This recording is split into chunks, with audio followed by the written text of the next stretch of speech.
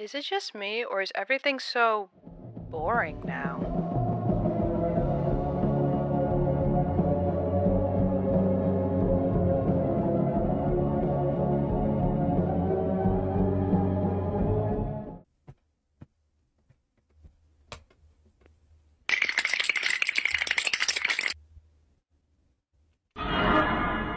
Yes, it'll be like this the entire video. There is a silent rebellion going on right now, right underneath our noses, and we're being conditioned to accept this new reality.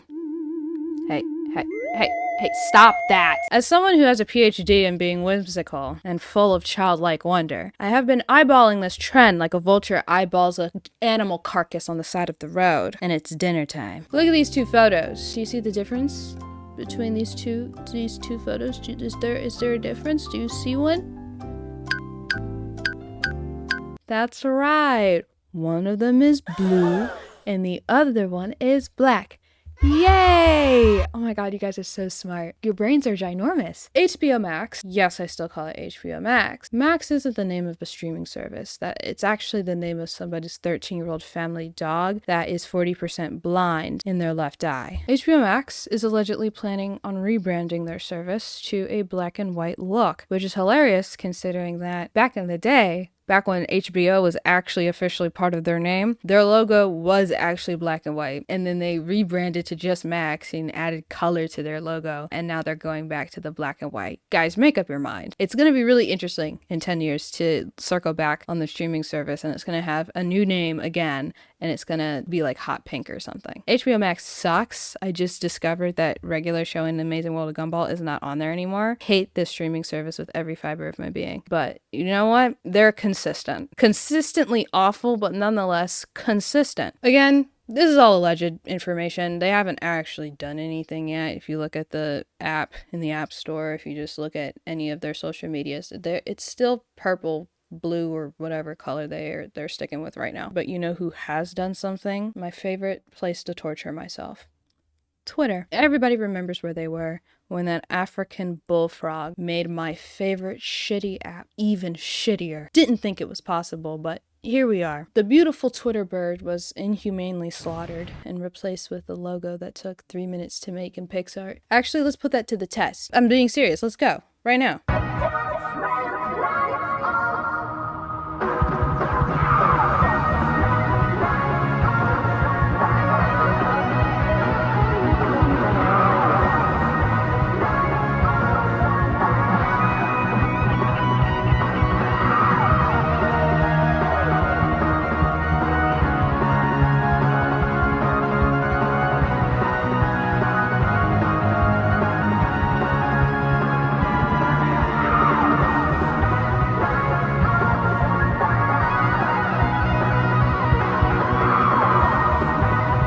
2 minutes, not bad. I almost fumbled with the 2012 crackle nail polish effect that they have on the app for some reason, but you know what, I figured it out. See, future employers, I can solve problems under pressure. You know what, actually, let me add this video to my resume. It's not just Twitter. Apple also slowly lost its charm over the years. Not entirely sure what this is about. Did Steve Jobs bust out a Ouija board so he could commission Leonardo da Vinci from beyond the grave? What is this? Why was their logo a Renaissance painting? This isn't a logo, this is a stolen painting from the Louvre. Fast food places are soulless to look at. Modern homes are gray blobs of garbage. And beige babies are being psychologically tortured every single day. Please call this helpline to help the beige babies find some color in their lives and maybe find their parents and take them out in the back and shoot them in the kneecaps. But yeah, everything is getting so boring, dull, and sad. What's happening to us? Chromophobia, chromophobia, chromophobia, chromophobia. It is, I believe, no exaggeration to say that in the West, since antiquity, color has been systematically marginalized, reviled, diminished, and degraded. Generations of philosophers, artists, art historians, and cultural theorists of one stripe or another have kept this prejudice alive, warm, fed, and groomed. As with all prejudices, Its manifest form, its loathing, masks a fear of contamination and corruption by something that is unknown or appears unknowable. This loathing of color, this fear of corruption through color, needs a name: chromophobia. Chromophobia manifests itself in the many and varied attempts to purge color from culture, to devalue color, to diminish its significance, to defy its complexity. More specifically, this purging of color is usually accomplished in one of two ways. In the first, color is made out to be the property of some foreign body, usually the feminine, the primitive, the infantile, the vulgar, the queer, or the pathological. In the second, color is relegated to the realm of the superficial, the supplementary, the essential of the cosmetic. In one, color is regarded as alien and therefore dangerous.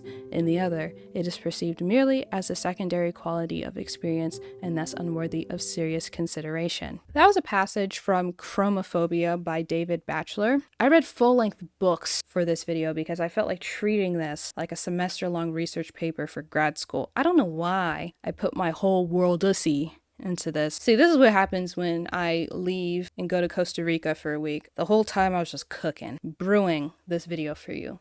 You're welcome. While researching this topic, I stumbled upon this book, and Batchelor takes the time to dissect the aversions of color in the context of art. All of the information from the book was relevant to this conversation because we're not talking about art. I definitely recommend the book if you want more context into this conversation. Regardless, the book does have a lot of overlapping points that I want to address. So for starters, Batchelor opens up the book with a description of a house that he was invited to back in like the 90s. Don't sing it. Don't sing it. I did that in my Mall of America video. Guys, stop. Back in the 90s. The house that Batchelor was visiting seemed normal on the outside, but the inside had a completely different vibe. Like the outside was, typical suburban house, but on the inside, the uninterruptible, endless emptiness of this house was impressive, elegant, and glamorous in a spare and reductive kind of way. But it was also assertive, emphatic, and ostentatious. Baby, that's not a house. You walked into a liminal space.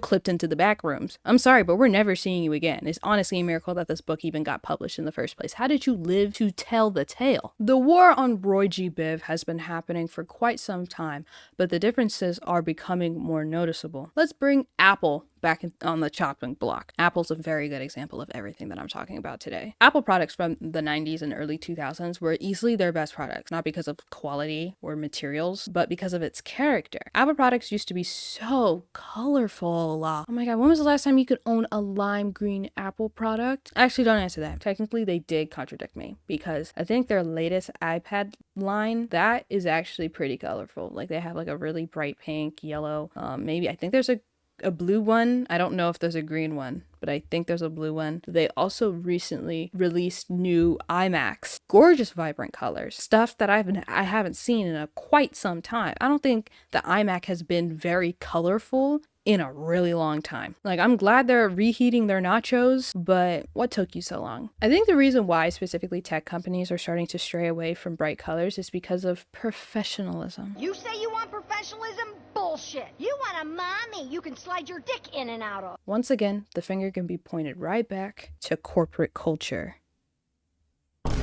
I loathe Wall Street to my core. I was originally going to make a joke about American Psycho and how much I hated, what's his name? Patrick Bateman, but I forgot what his name was, and I called him Norman Bates. Totally different person. My bad. Bright colors are considered juvenile, and brands want to be taken more seriously. In the context of Apple products, the bright colored products were made with a form of plastic. It wasn't exactly plastic, I don't think. It was like some sort of plastic hybrid. If I recall correctly, the point is that it was plastic, babes. The plastic made the phones feel cheap. Like, I'm talking about the iPhone 5C is like the first thing that comes to mind. It's probably why Apple decided to just kind of back burner using the plastic. It did kind of feel cheap. Not gonna lie. I actually owned the hot pink iPhone 5C. It did low-key feel like it was manufactured in the Fisher-Price building, but I still loved that damn thing. I was 13 when I got that phone. I didn't care. It was awesome. Color isn't the only thing that's being erased. Companies are completely destroying their logos by leaning into minimalism. Everyone has noticed how brands are simplifying their logos and nobody likes it. Every time a well-established company comes out saying, hey guys, here's our new logo, and it's literally just a font with a color, everybody groans and rolls their eyes. It's like, where is the creativity, baby? Logos used to be so fun. They used to actually be designed by people who knew how to draw stuff. But now brands are starting to look like clones of each other. I can't tell the difference between anybody anymore. Y'all all look the same. When brands actually first started simplifying their branding, it was a cool idea at first. Some brands, I hated it immediately off the bat. Other brands, I was like, okay, I can kind of, I like it. I like it. It's clean. It's a very effective way of refreshing the brand. Some brands pull it off, others do not. Instagram, I will never forgive you. I'm never going to get over that. But having very clean marketing, it also communicates a sense of maturity and confidence in the products that are being advertised. This is going to be a little off topic, but it is somewhat relevant to what I'm talking about. Okay, my minor in college was marketing, and my last project that I ever did, it was a creative brief for Dyson, specifically for a Dyson vacuum cleaner. We were supposed to find a product and then make a whole creative brief about it. I created a advertisement for a Dyson vacuum cleaner, and I intentionally designed the marketing campaign similar to how tech companies would advertise their products, because that's a trend in the tech field, to have like a very clean, sleek kind of marketing. I'm not going to sit here and bore you with the details of this project. It really isn't 100% relevant, but it kind of ties into what I'm talking about. I will say this, my group mates for this project, if you're watching this, they're not watching this. They don't even know me. You guys were the worst people I've ever had this pleasure of being in a group project with. Never in my 4 years, fuck it, not even that. I was going to talk about just like college in general. No, never in my K through 12 plus the 4 years of college that I had to experience, that I had to endure during my lifetime. Never in my life have I ever had the worst group mates ever. And that was my last project before I graduated, and y'all were trying to play in my face. I hope all of you trip over a stone and fall into a well. Anyway, I brought this up because my report mentioned how companies that specialize in innovative technology are typically the ones that are creating this more sleek advertisement and branding. It makes sense for those companies to be more clean with their marketing, because that's historically how it's always been. When I talk about brands simplifying their logos, is it me or am I getting dark? So when I talk about brands simplifying their logos and how they're not all bad, typically it's because it really ties together with their actual products, if that makes sense. Like, it just makes sense for some people. And I'm not saying that I'm anti-clean marketing, anti-simple logo, because again, it works for some. Yet everybody wants to do it, because now there's companies of all niches that are adopting this strategy, and it's not translating well, like at all. Look at McDonald's. If I didn't see the M on this building, I would have thought that I was looking at the building for a private law firm. Listen, I'm personally still boycotting McDonald's, so quite frankly, I don't give a shit how they do anything anymore, but I'm just saying. The second they fired Ronald McDonald, it went downhill for them. Now, I'm not saying that McDonald's is the first to rebrand their establishment like this, but a lot of fast food restaurants are doing this now, and it's so lame. This isn't really an issue in comparison to the plethora of other demons that we're fighting on a daily basis, but it's sad to see how bland everything is becoming now. Circling back on the Ronald McDonald thing, what happened to company mascots? Like, I think the Duolingo bird is the only one I see. That, and I guess like what, the Buc-ee's beaver, gopher, whatever that thing is. Does Chuck E. Cheese still count? I suppose technically, even while they're on their sinking ship, the rat is still front and center. Company mascots used to be everywhere. Now they're practically obsolete. I have a theory that this has something to do with brand image, because mascots can be pretty childish depending on how they're marketed. I can understand wanting to have your business taken seriously by eliminating the mascot. It's really a shame that fun has to be eradicated in order for that message to be delivered. Homes, in apartments, but homes, are also being affected by this era of blandness, because every modern home is stripped of their character. Like, we all loathe those renovation videos on TikTok where someone takes a beautiful Victorian or just like a historical building or home and turn it into a sterile dentist office. We need to start arresting people. I don't care that they bought it. That bathroom was gorgeous before you stepped foot in there and started meddling. An angel loses their wings. You know what's really funny? I actually ended up taking a break from scripting this video. I opened up TikTok, scrolled twice, tell me why this video by Nikki Reardon popped up, and it was literally the exact thing that I was talking about. Like, check it out. Why is everything new so ugly? From cars to houses, interior design. It's almost as if something being modern has become synonymous with it being gray and boring and utterly lifeless. Like this god-awful gray flooring you see everywhere these days, instead of just like nice quality hardwood that had personality and artistic expression in the space. You can truly look at just about any product on earth, and the way it was made like 50 years ago is visibly more interesting than the way it is made today. So what happened? Why is everything so dull now? Well, the answer is simple. Capitalism. Case closed. Everyone can go home. No, but seriously, capitalism. It's cheaper to make everything seamless and sleek, right?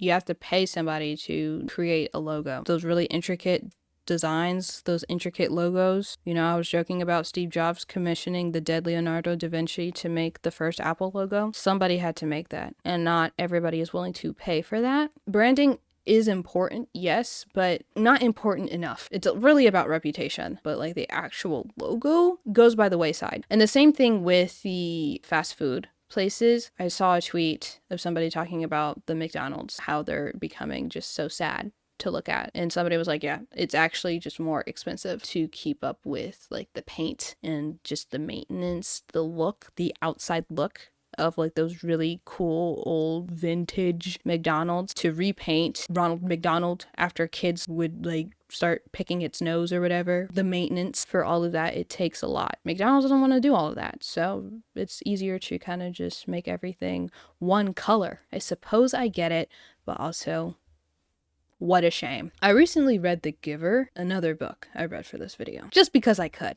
What could I say? I love to read, baby. But I did recently read The Giver for the first time, and the world is starting to feel a lot like that universe. Sameness is taking over everything, and nothing is unique anymore. And when I say nothing, I don't mean like actually nothing. I'm being very liberal with these super definitive, all-encompassing doomy words. But yeah, being unique is like, what happened to that? We're losing recipes. Obviously, we haven't gotten to the point of eugenics on a global scale. And yes, eugenics are still technically happening. Okay, I'm not saying that it's not happening, but to the extent of The Giver, that's not happening. Like, we're literally not genetically modifying humans to not be able to see color. Like, when I read that part in the book, I gagged. What do you mean y'all weren't seeing color this whole time? That's crazy. Spoilers for The Giver. Yeah, the people in that book, they don't see color. And not in like the, I don't see color. Everybody's the same. Everybody's one race. The human race. They literally cannot see color. I'm assuming everything's gray. Everything's a grayscale. Or maybe they could see color, but it's just like very muted. I don't know. But more simpler concepts from The Giver is starting to become a reality, and I'm getting nervous. This may be a stretch, but I'm saying this at the risk of feeling dumb.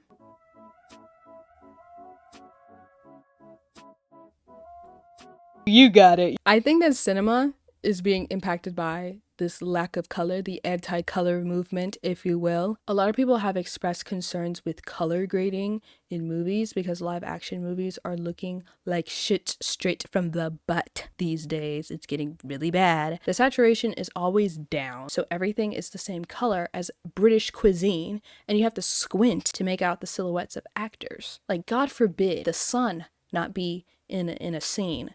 Otherwise, you can't see anything. And even when the sun is present, you still can't see anything. What's up with that? But you know what movies aren't devoid of color? Animated ones. But you know what genre of film is discredited a lot by the Academy or in other prestigious institutions. Animated ones. Animated films aren't just being overlooked by award shows, they're being lowballed by companies that produce them. New animated stories, both in cinema and television, are not getting greenlit because nobody wants to take a risk on them. It's really bad. And if they do manage to get greenlit, the process is often painful due to the high expectations that are put upon them. Like creating a new IP in animation in this day and age, impossible unless you're doing it yourself, but that takes like forever. And that takes a lot of money. Yeah, studios, they just want a blockbuster hit straight out the gate so badly that they're doing it at the expense of art in storytelling. Whenever a movie is being released, nobody talks about the artistry. They only discuss the box office numbers, how much money the movie's making. So this movie bombed opening weekend. I'm like, okay, that's great. Is the movie good? I'm not a cinephile. I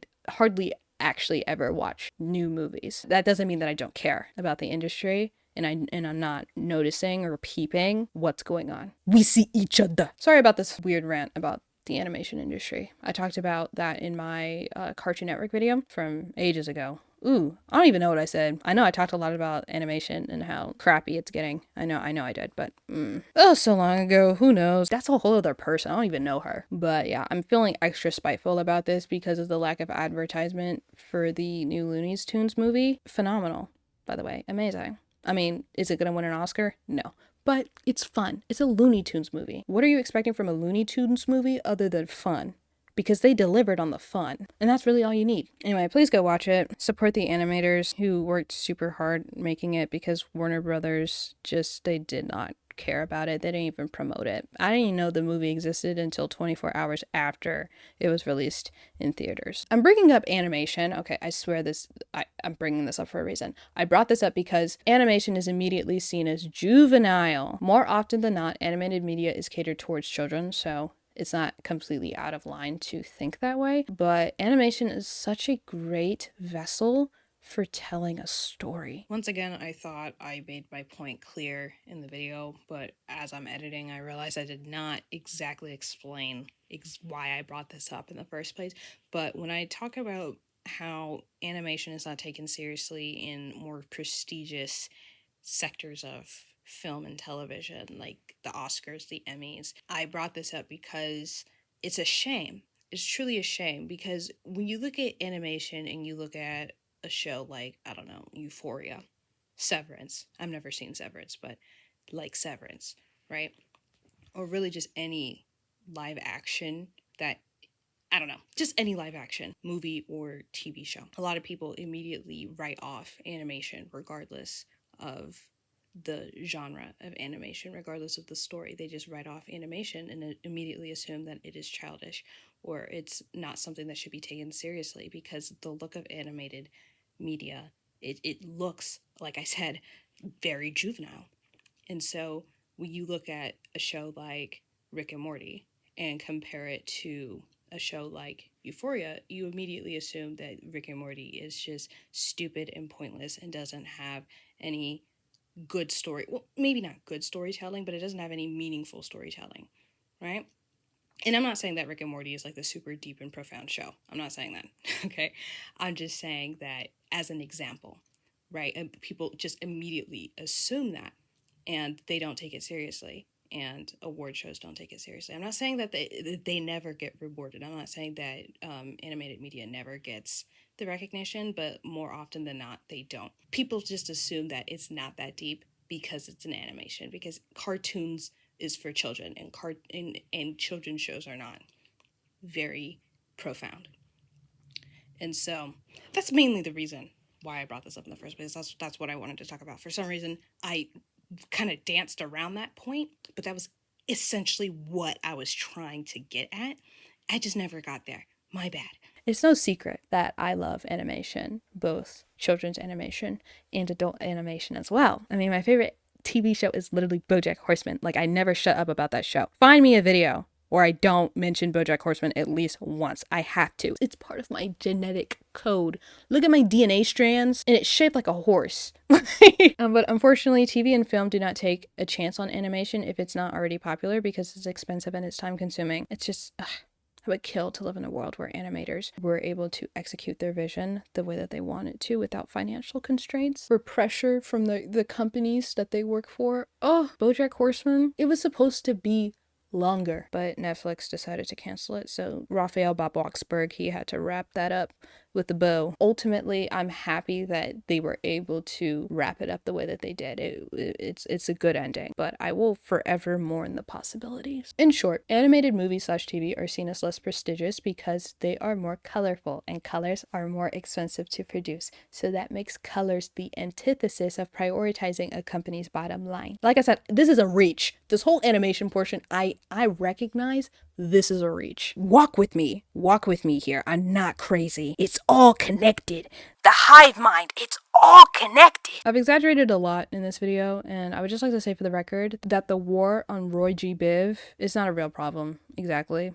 It's just a pattern of behavior that's starting to become more noticeable, but color isn't going anywhere. Okay, we're not going to start genetically modifying human beings that we were not really able to see color. Chromophobia isn't taking over the world and sucking the life out of everything in its path. This whole video is an observation. I'm just bringing awareness to this. And the only reason why I'm bringing this up is it's because I want to. I can do what I want. This is my channel. My channel, not yours. Anyway, that's all I wanted to say.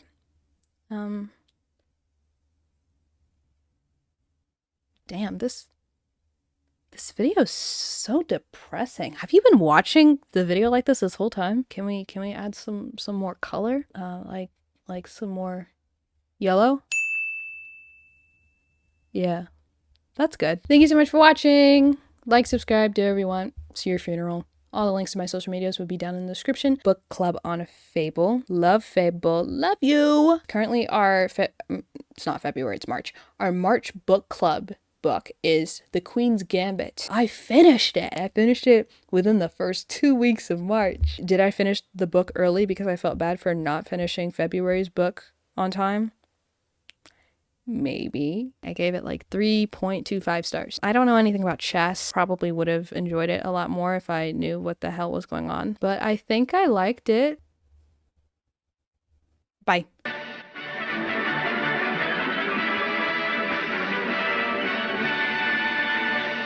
Come on, don't leave me. It can't be that easy, babe. If you believe me, I guess I'll get on a plane, fly to your city, excited to see your face. Hold me, console me, and then I leave without a trace. Come on, don't leave me. It can't be that easy, babe. If you believe me, I guess I'll get on a plane, fly to your city, excited to see your face. Hold me, console me, then I leave without a trace. Come on, don't leave me. It can't be that easy, babe. If you believe me, I guess I'll get on a plane, fly to your city, excited to see your face. Hold me, console me, and then I leave without a trace. Come on, don't leave me. It can't be that easy, babe. If you believe me, I guess I'll get on a plane, fly to your city, excited to see your face. Hold me, console me, then I leave without a trace.